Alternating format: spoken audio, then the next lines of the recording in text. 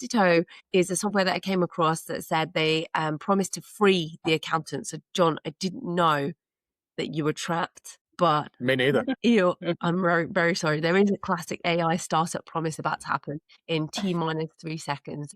Dytto has said it will be the technology that will free the accountants, such as John Toon, by automating routine accounting work so professionals can focus on higher value advisory services. I just get so bored of that story. It's everywhere. And again, it's a promise is to eliminate manual bookkeeping, automate the transaction processing, reduce compliance workloads. And to be fair, there's some progress that's been happening. So the last decade for us has been about digitizing accounting data.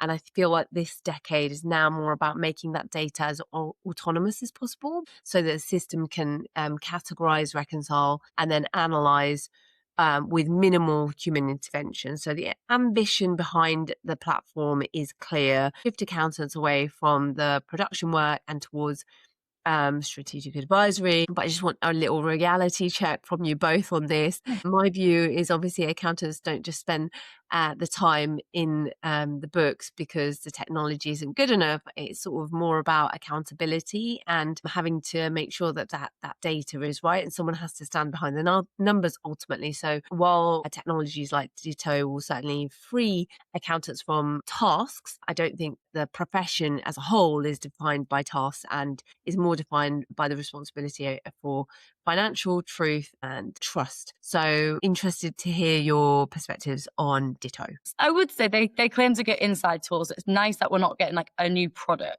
It's almost like a new tool to use, which can use the products we've already got. I think you make a good point there, Billy, because you saying that you work inside the tools that firms use, right? Well, that is so broad, right? We know that if you're a small firm, you're probably going to be sitting in Xero, QuickBooks, Free Agent. You'll have some kind of work paper solution over top, but that might be Excel. It might be Active, like we talked about before. It might be Silverfit.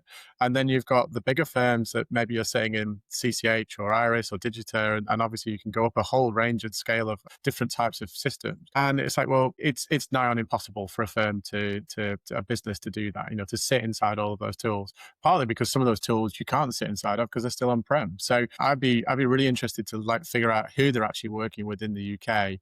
And obviously having come from the Benelux countries, Belgium and Netherlands and stuff, I suspect that probably what they're doing is sitting inside probably products like Silverfin potentially, and you leveraging that because it is a market leader in those territories. Yeah, I think saying that it's so funny, right? When we're talking about AI now, we're kind of like we're right in that kind of like cynical zone of the Gartner curve, aren't we?